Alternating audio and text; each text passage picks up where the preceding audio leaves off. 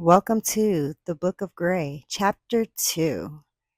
This is style number 32426. All right, so I'm going to be honest with you on this. I kind of started this project not really having a plan. I had this draping tape situated on the mannequin, and I don't know what I'm doing. I knew I wanted to do a dress. I wanted it to be open in the front.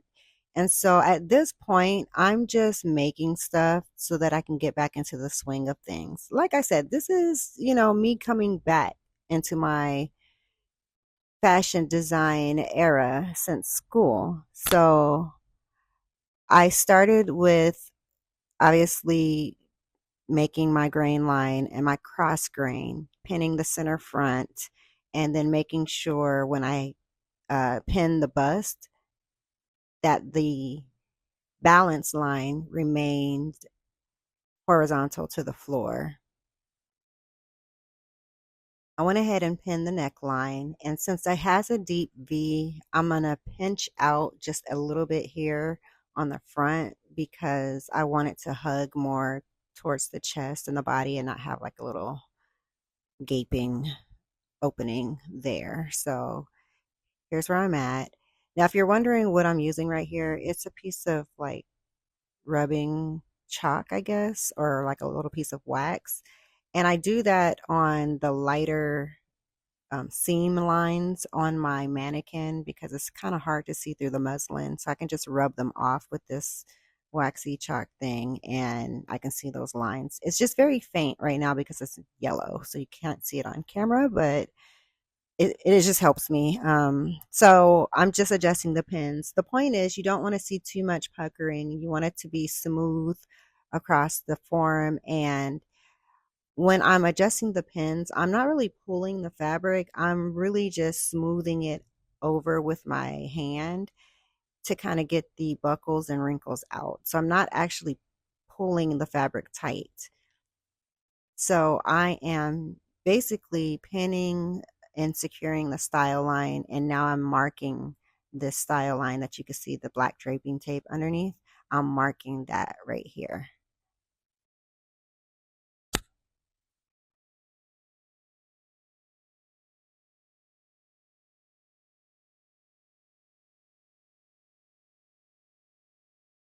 Now, I don't know if you could tell, but I have like an extension coming out over the center front, and that's because it's going to be an open front dress. All right, moving on to the side panel. I don't know why I decided to do this side panel, and then foolish of me, I did not continue the style line down through the skirt. So it's like a regular skirt bottom, you'll see in a moment. But I have this side panel, which I actually like it on the body, like it's flattering. The style lines are flattering. But yeah, so same thing, grain line, cross grain. I pinned, underneath the armhole, and then I'm just making sure that that balance line, that cross grain balance line stays parallel to the floor so that I maintain the integrity of the grain line. We don't want it to be like stretched because it's starting to like be on the bias. So now I'm essentially this is like a princess seam dress that cuts off at the waist. So I am draping the side panel, which is going to encompass the majority of like the bust fullness, and I'm creating ease right here that'll get sewn in. If you're wondering what I'm watching on TV, I think this was Project Runway Juniors, perhaps, or All Stars. I can't remember.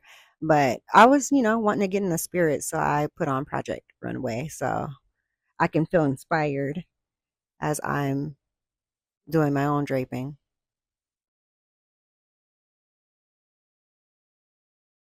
All right, so I didn't mention this while I was doing it, but as you can see, I clipped those areas around the style line. I like made those little clip ends, and that was to ease up some of the tension that's on the style line because it wants to pull there. So clipping it helps to release some of that tension. All right, and now we are moving on over to the back. Same thing. Grain line down the center back, cross grain perpendicular, excuse me, parallel to the floor. I don't know why I always want to say perpendicular.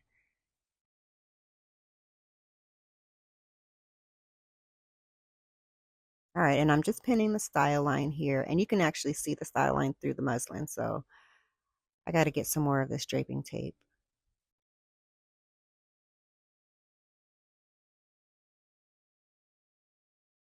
All right, and so on this back, you'll see me actually do the clipping method to ease. I believe I do that on here to ease some of the tension.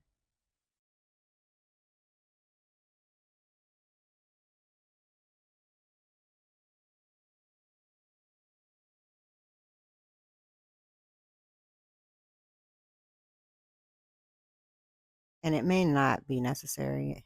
I may not have done it on the back.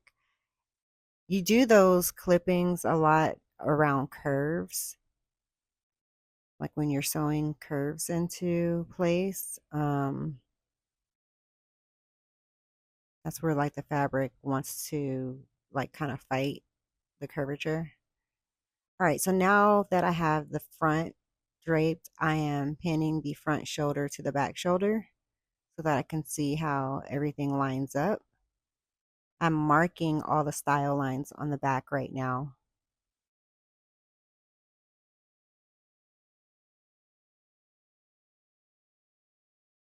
And so the markings I'm taking is obviously anywhere there's the seam joins, and then also any style lines, also rubbing off the center back because that's on my mannequin, that's a really like light seam. And it's just easier to do it that way. All right, so I'm also going to mark the side panel, armhole. You'll want to also create notch marks for where the two pieces will join at the princess seam. And these are, the notches are like control marks or control notches. So that way you're actually sewing around a curve. So there's going to be some stretch, and adding the notches will help to make sure that you're not stretching beyond what it's supposed to be, and it's balanced at the end. So I'm not sure if I captured that, but I wanted to make sure that I actually said that. I hope you guys are enjoying this draping because it's my most favorite part of design. When I was in school, it's my favorite class. Like I said before, it's what kind of made fashion kind of click for me beyond just the patterns. And it gets you really excited because you can start to see your garment come to life. All right, so now we're on to the bottom skirt. And as always, I have drawn out the grain line, which is sitting on the center front, and the cross grain, which we will make sure stays parallel to the floor. Now, this angle of my camera actually makes it seem as though that cross grain is at an angle, but it's not. Um, I don't know why this angle looks kind of weird sometimes. But you start by going ahead and pinning down the center front and then securing the hip line, and then you can work on the waist. Now, initially, I have two darts in the waist, and that's pretty standard when you're draping a skirt. At some point, I'm going to go back and just do my standard bodice block and skirt block with you guys because I need one. I guess people call it a sloper. We called them a block when we were in school. So I need to create a block for this mannequin for myself with my measurements, which are pretty close to this mannequin. And what that block allows you to do is have your basic standard skirt and bodice, and then I can do pattern manipulation on flat paper on some simple designs, like if I wanted to turn this skirt into a pleated skirt or something like that. There's no need for me to redrape this portion of the skirt and then go and create the pleats and add more fabric for ruffles or whatnot. There's no need for me to drape that when I have this block, and then I can go straight to the pattern and do my measurements and add to this, and I know it fits already in the key areas like the waist, the hip, and etc. So now that I have the front done, I'm actually working on the back. I'm pinning along the center back. Same deal. Go ahead and drape the hip and secure it, and then you can move up to the waist. And I think on the back is where I show where I eliminate the second dart, because I initially draped this as a 2 dart, like I said, which is pretty standard, and then I took out the second dart. I took it out and put it into the side seam. So I believe that should, yeah, if I'm not mistaken, I do that here.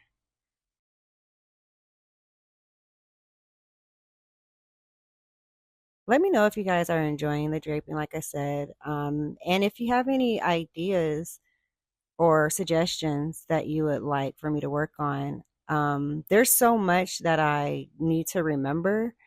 But what I'm finding is the more I do this, the more the lessons are starting to come flooding back. And then I have a pattern book and a draping book. I hardly use my draping book very often, but my pattern book for sure. And even just me looking at what this flat pattern is supposed to look like sometimes will help me kind of reverse the thought process of what the drape needs to look like when I start and how it's going to end up. So I refer to those books quite often. They're like my little Bibles, and I'll show you the books that I have. Um, I'll link a picture. I'm not really sure if they're still in print, but I can certainly do a search, or you can do a search if I just do a picture of the book.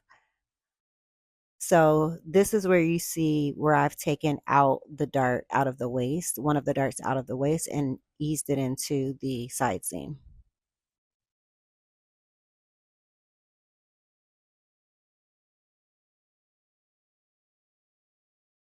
And again, remember, it may appear as though I'm pulling this fabric on camera, but I'm not. I'm literally just rubbing and like smoothing it out over into the side seam. So as you can see now, I am marking all of the key areas: the side seam, the waist, the dart length, the legs, and now I'm cutting off the excess.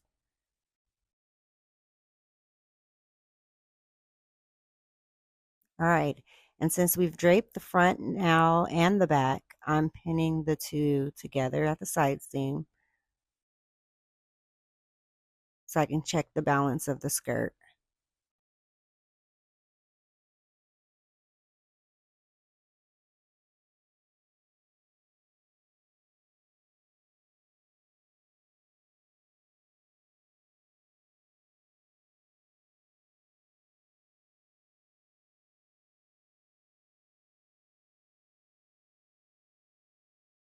All right, so now I pull down the top and I'm going to pin the top to the bottom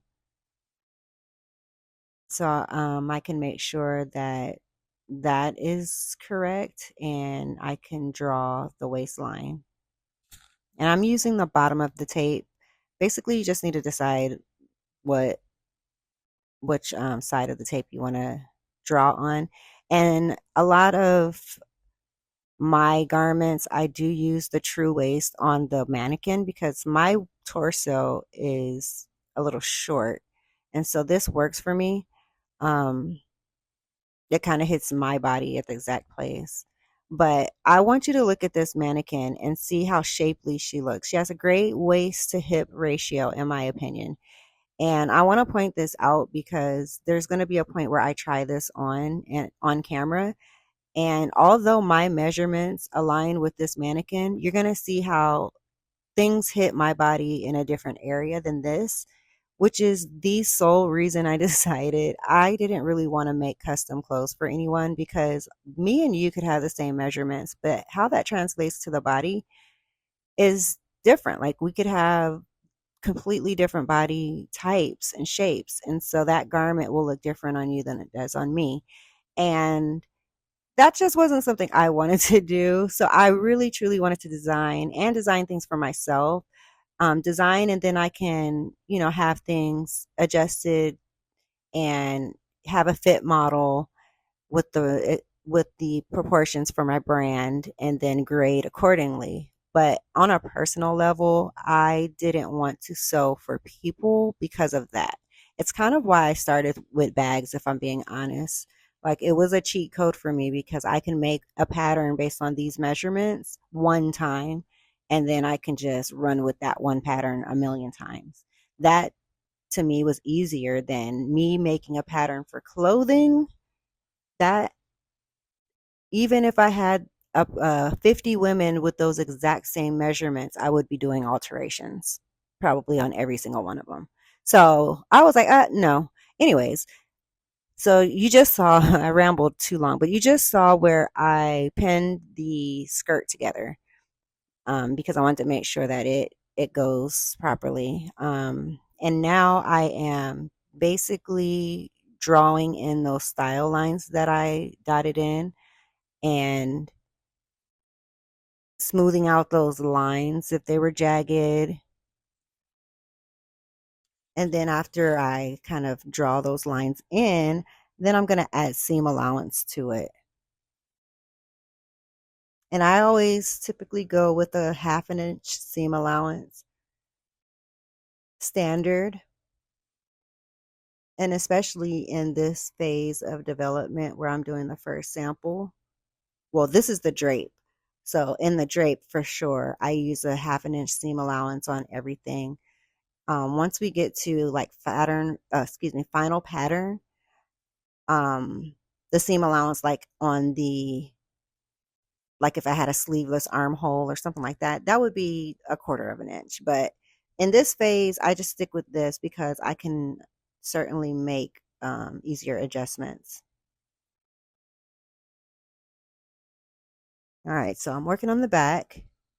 From here, once I get the seam allowances and everything drawn in, the style lines, um, I will transfer this pattern over to paper. And do you see this little dart that I put right there? All right, that dart I will be removing once I get to the paper. So the paper pattern, I will eliminate this dart altogether so that it hugs to the body.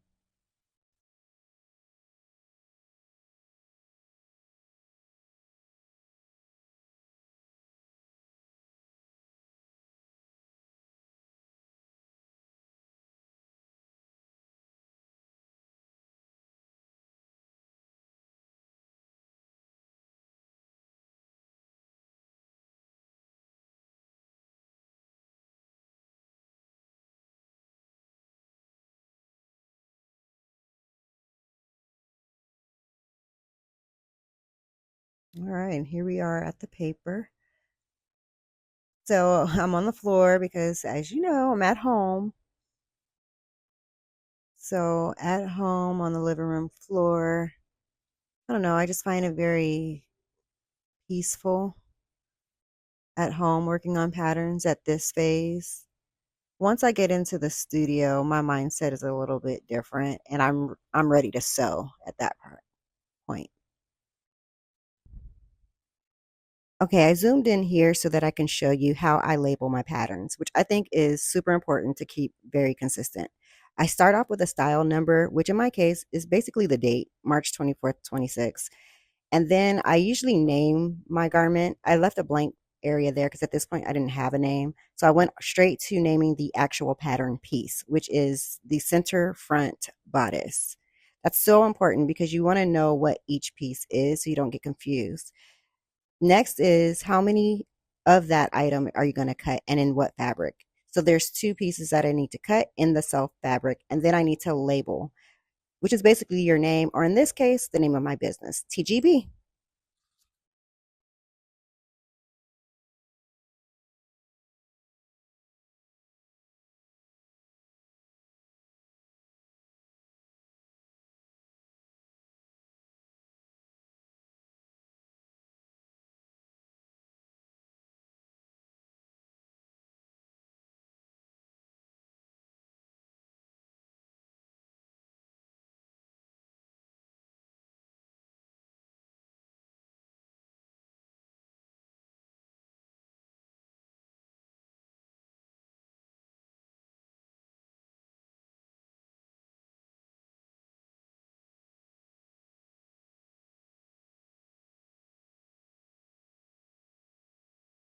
All right, so you just saw me, cut out everything. I'm starting to sew it up. And here it is in the wee hours of the morning because I like to get up at the 2 a.m., 4 a.m. time of day. And I have draped, or excuse me, sewn up the sample. It looks good. And now I'm just putting a sleeve option, or what I think the sleeve should be, which is a like a circle ruffle sleeve. But the fabric is so stiff you can't really see what it's supposed to look like. But I don't know. I like it. I needed to add some length to it, but I just wanted to see what it was going to look like. So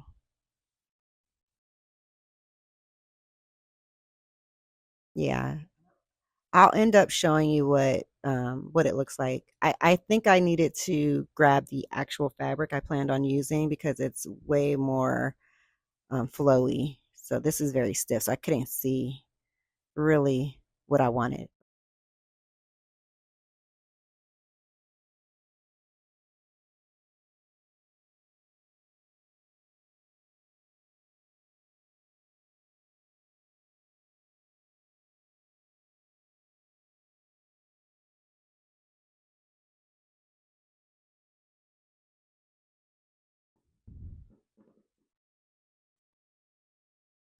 All right, thanks for watching the Book of Gray. This is chapter 2, style number 32426.